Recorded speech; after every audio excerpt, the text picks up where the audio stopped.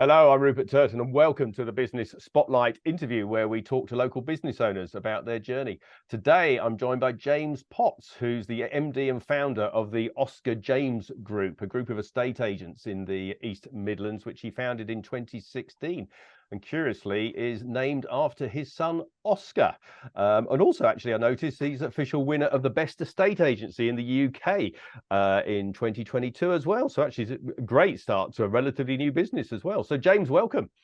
Thank you. Nice to be here. Tell us a little bit about, well, Oscar James, how it came into being and your journey. So as you rightly said, I started Oscar James in 2016, having been a career-long estate agent since I left school, pretty much when I was 17. Back in 1999, got into the industry and worked for a corporate agent for a couple of years. Cut my teeth there. Went to work for a growing local independent agent back in 2000. Stayed there for nearly 16 years. Felt that I knew as much as I could possibly know at that stage, and enough to give me a good grounding to go and set up on my own. So, yeah, after weeks of deliberating and trying to come up with a really cool name, Google-esque name, we ended up with Oscar James, which, as you rightly said, is named after my young son, Oscar. Who is the boss? Yeah, as you always say, we cover all of Northamptonshire, South Leicestershire. We've grown quite nicely in the time that we've been open, and we plan to continue to do so. But it's a great industry. It's all I've ever done. We love selling, and that's why I've done it for the whole of my life. Yeah. So, what have been the biggest challenges then of starting up a business in the estate agency arena? Oh, honestly, the biggest challenge in the world of estate agents is cash flow. We work in an industry where we get paid, obviously, when we complete on the transaction. So the lead-in time from getting your brand identified in the first instance, getting called out to new listings, to winning the business, to selling the properties, to progressing them through to completion and subsequently get paid, on top of office refurbishment, staff costs, and so on and so forth, is pretty substantial. I always like him. My brother owns a chain of hairdressing salons, and I'm always envious of him because he opens a new salon, spends a few quid, gets looking super sexy. Somebody comes in, gets the haircut. Yeah. £100, please, Mrs. Smith. No problem at all. There you go. Payment day one. Whereas obviously in our industry, you have to wait that bit longer. And of course, unfortunately, in the world of property sales with the UK law the way that it is, there is always going to be an element of fall through. So I see our business like a huge funnel. You know, we know that we have to value 10 houses to list 5, and we know that for every 5 that we list, probably only 4 will go through to completion. We know we have to do 10 viewings in order to get one offer. So it's just literally putting plenty in at the top to make sure that we get out to the bottom. And in many ways, I do think that the world of estate agents is a very undervalued industry. People don't actually know how much we have to put in to get out at the back end. Yeah. And if I liken that to the world of recruitment, I brought a young lady on the other day. The recruiter had put her in front of me, literally arranged an interview, gave her a job. She started 4 weeks later. I get an invoice for a few grand. Yeah. You know, I sell a supercar, perhaps to a prestigious supercar dealership who want anywhere between £7,500 and £20,000 as a sort of dealer margin. You know, we're working on 1 or 1.5% of a property value with hundreds of man hours that go into it, and of course the risk and the chance that the sale may not go through to not get rewarded on any of it. So yeah, the hardest part is probably cash flow early on top of brand identity. Getting the team right. When you get a team right and it gels, is magical. But it takes, sometimes it can happen straight away, and sometimes it's a bit of trial and error to get the right performing team. And I think where people understand each other's strengths and weaknesses. Because as soon as you understand one of the strengths and weaknesses in your team, you've got a team. Yeah. If everyone expects everyone to be perfect, you're never going to have a team that's going to gel, because that's the reality. That's just not going to be the case. Because if everyone was perfect, everyone would want to be the manager, or everyone would want to be the company owner. So you have to accept people's strengths and weaknesses. Oh, some massive learnings in there as well, because I mean, obviously talking about the cash gap, really important. Also, actually, a big learning for anyone watching this video as well. Sales is, to a large degree, a bit of a numbers game as well, isn't it? You've got to have a ratio of calls, as you said. You've got to do 10 viewings to get 5 listings. Actually, that's just the nature of the game. So it's understanding that activity, which actually then gives you the consistent business underneath it as well. And then, of course, having a team that gels, having a functioning team is just so important in any business. And it's amazing, actually, how one person can ruin that team dynamic as well. 1,000%. And when you've got a high performing team, and everyone's coming to work, they're getting on, they're celebrating the success, they're picking one another up when we might have, a cancellation or something gone a bit wrong, or an awkward conversation, these things have to happen. It's magic, like I said earlier. When you've got a rotten egg in a team who's negative, who's down on life, the company, they're hard done by, they're not earning enough, someone's earning more than whatever, their partner's giving grief, 1,000 influences that can happen. It has a huge effect on the team. And I know when we've got a team right, because there's always a direct correlation between the result. We monitor our results daily, weekly, monthly, obviously, against targets, meetings, and everything else. And there is always a direct correlation between when you've got a high-performing team that are getting on, and people are coming to work and bringing it, and you've got one or two sort of rotten eggs across there. So yeah, you're absolutely right. I think the thing is as well, people sometimes underestimate. You can be a great estate agent, you can be a great car salesman. It doesn't mean that you're going to be a great company owner.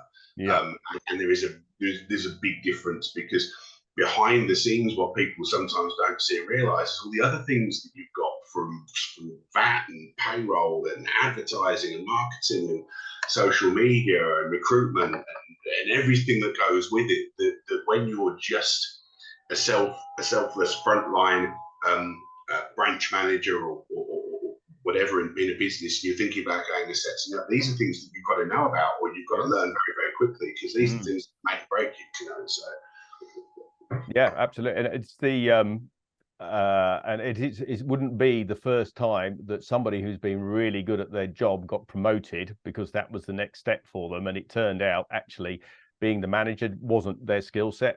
Actually, the job they were doing, whether that was, as you say, as a salesman, or whether they were doing it as an engineer or something, actually that was their strength, is finding them a way of keeping them engaged, but without necessarily putting off down the management route as well. Yeah, absolutely right. If I think back over all my years in my career, I think some of the most enjoyable times have been the ones where I haven't had the responsibility. Because when I've been, in our industry as a sales negotiator, where I've had to come to work, I've had a target to hit, I've got a valuer above me, a manager above him, and really I'm just responsible for bringing my result. It was so easy, because I treated myself like I was a business within the business. So the only pressure on me was the pressure to get the result in that I was set, which when I've got no other distractions was just so simple. And I always have this conversation when people come to me within my company, so I want to progress, I want to run a branch, James, I want to go to the next level. I said, right, that's fine, but you must now understand some of the things that come with that. Confrontation. No one likes confrontation, but you've got to have it. When you've got people working under you that aren't pulling their weight, or you're not happy with what they're doing, everyone's quick to moan about that person behind their back. And the first thing I say is, but have you gone to them and spoken to them about it? Have you had that confrontational conversation? Because if you've not, you can't expect them to realise they're doing something wrong or not put it right. So you have to sit down with people and say, look, this is not quite how I need it to be. We've got to make some changes. And most of the time, they'll respect you for that. But people don't understand when they take over on management. The confrontation is probably one of the key things that you've got to be able to have with people that are working under you. Because if you can't get that right, you never manage a team successfully. It's interesting you call it confrontation as well, because actually, depending on who you're talking to, some people actually, what you consider to be a confrontation, they consider to be a lively conversation. Other people, you're right, will be, if you're not careful how you phrase or you position the conversation, will be emotionally scarred by it as well. So you do have to know the different personality types you're dealing with as well. So you're absolutely right. It's not always confrontation. I'll probably sort of box that up and sort of categorize it as that, but it's having to have sit down conversations with people which will ultimately influence, and they can be uncomfortable, can't they? Let's be fair. Sometimes. Sometimes they can be brilliant. Sometimes you can walk away from it. Everyone's like, you know what? I'm really grateful we had that, and things can change overnight. And sometimes they just, but things evolve, and different positions carry different demands. Definitely. Yeah. So, what have you learned about yourself during the journey then, as being obviously I'm in particular about starting your own business, but actually you've obviously learned a lot about yourself in your previous career as well. Oh, yeah, yeah. You never stop learning. I'm my own worst critic. Always have been. I think probably always will be. You have to learn to stop worrying too much about what other people think or say about you, and that's not always within the business. Quite often, you get a bit of that externally, And if you're materialistic and you like nice things in life, you have to accept the fact that other people will always make judgment on those. And sometimes when you hear things that are said, it can hurt because you're driving a flash car and everyone's got something to say about it. You're wearing a nice watch, you're going on nice holidays, you're growing your brand, and people are setting offices pop up, whatever. Yeah. You cannot let external influences or some of the things that are said about you get to you. I think that's one. I think it's important sometimes never to stop being critical, because for me, by being critical myself means that I can afford to step back and go, okay, how could I have done that better? How could we improve on that situation? Did I make a mistake there? Yeah. And it's never being afraid to admit that you've made a mistake. If a branch isn't working out, but you know that your business model is fine, is it the branch location that's not working out, or is it the staff that you've got in the branch that aren't working out? Are you spending too much time in that office and therefore not giving the manager the opportunity to flourish? Are you not spending enough time in that branch? Or is it simply you've just got to strip it back and start again? Or do you close it and relocate? In fact, the first branch that we opened in the centre of Northampton, within 6 months, I knew that branch was the location of that branch was just not working for us. Yep. So when we came up to a break in our lease, we closed it, which was, and we relocated, which for me was quite an emotional thing, because it was the first one we'd opened. It carried the most excitement, arguably. And it was the first, in touch with the only one today that we closed. But the second that we closed and we relocated to a location that worked better for us in the town, our business just took off. Yeah. Exponentially, tenfold. And that wasn't even down to a change of staff personnel. It was just where we were. We were in a more prominent position, so we had more exposure, so more people got to see it. What we must remember is that the estate agents, like many industries, is a very, very saturated marketplace. There is lots of estate agents on it. In high streets, certainly around sort of Northamptonshire, where unfortunately they seem to be dying a little bit of death. So they're surrounded by coffee shops, charity shops, and estate agents and hairdressers. We sort of take over the high street, because I think it's an industry that everyone thinks is quite easy. There's a lot that seems to come and go within it as well. So our model has always been to have really well located branches and key positions in good towns, where people will naturally drive by, they will naturally see it, so the brand recognition will start to register with people. So that was a really interesting learning for me when we early on in the business, to not be afraid to make changes. Yeah. Okay. So that said, then, what are your aspirations for the company in the next 5 years? Well, this is our 7th year of trading, and in that 7 years, as you touched on earlier, we've got 6 current operational branches, but I've actually opened 8, because we also have a head office where we run a conveyancing operation outside. So we've got two branches in Market Hardware. So we've had immense enjoyment over growing the brand, opening branches, growing the team, obviously market share, and sort of taking some domination in the towns that we work in. In the next 5 years, if I could double our business, I think that's more than doable. Yeah. And 5 years after, we can double again. So in 10 years' time, if I can, if I can be 3 or 4 times the size of the are at the minute, that would be a nice achievement. When we first set up, my bank manager said to me, "What's your aspirations? How big do you want to go? 1 branch, 2 branches?" Today I'm 41. When we started the company, I was 34. I've got a long time ahead of me, and there's nothing else that I'm good at, quite simply. So I'm an estate agent, so that's me. So I think we'll keep growing.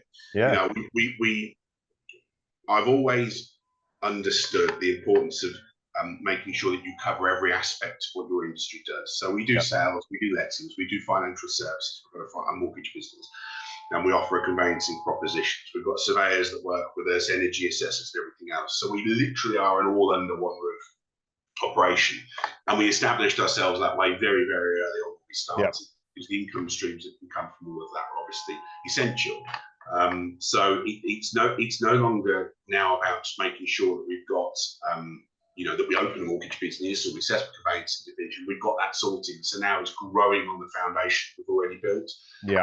Just to keep going, and that may entail some acquisitions. I think from our lettings perspective, we'd certainly like to go and do some acquisitions. I'm seeing quite a few companies either selling off their existing rental portfolios for cash injection into the sales side, in a relatively difficult economic climate that we're in at the minute. So I'd definitely be in the wings there, interested in some of that sort of stuff. But everything we've done today has been organic growth. So keep going on the same journey on and keep enjoying. I think that's the most. Let's change tack a little bit then. So a bit more of a personal question, but who is the first person that comes to mind when you think about success? I saw this in the email you sent me, and it's a very difficult one to answer, because this sort of new age success, or perceived success, like these influencers that we all see on social media. My God, how have they got all that?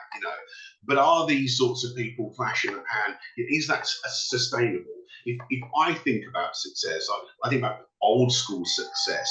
Alan Sugar, Branson. I always used to love watching sort of Dragon's Den and Peter Jones and guys like that. And I read all their books, and what I love about these guys, where they all started. And I sort of, in a weird way, I liken myself to them. I was buying and selling and wheeling, dealing when I was 10, 11, 12 years old. I think if you're a salesperson, it's ingrained in you. Sometimes sort of square pegs, round holes. People think they're salespeople, but very early on realise that they're not. So I look to those sorts of people, because I think that what they've proven is, firstly, the road to success is never a straight line. Secondly, there's a number in there that have had it all, lost it all, and gone again. And made it work, which gives you some reassurance in your darkest hours when things aren't quite going to plan, and you're looking at it thinking, oh my God, what if, and you can't have negative thoughts. If you look to some of these guys and go, no, not everyone gets it right first time round. But they've also got decades of proven experience and success. This is not a YouTuber that launches an energy drink. These guys have been in business for a long time, so they're sort of my go-to inspirational guys, I suppose. Okay, cool. So it's been great talking to you, James.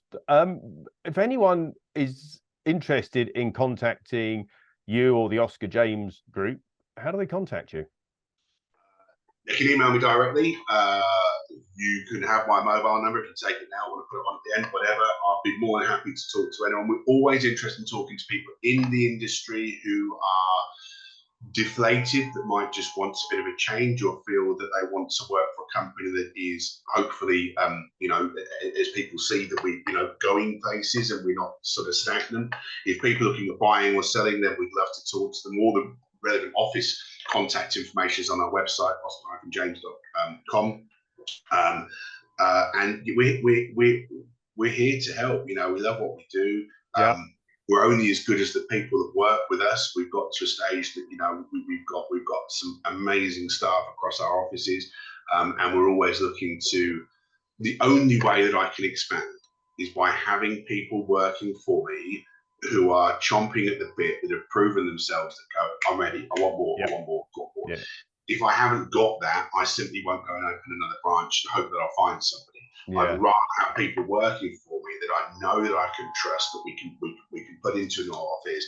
They're going to do things the way that we'd like it to be done, and that we can hopefully make, give them a career for life, and go on a bit of a journey together. So buying, selling, letting, renting, needing mortgage advice. So much mortgage advice at the moment, with obviously changing interest rates. It's unbelievable.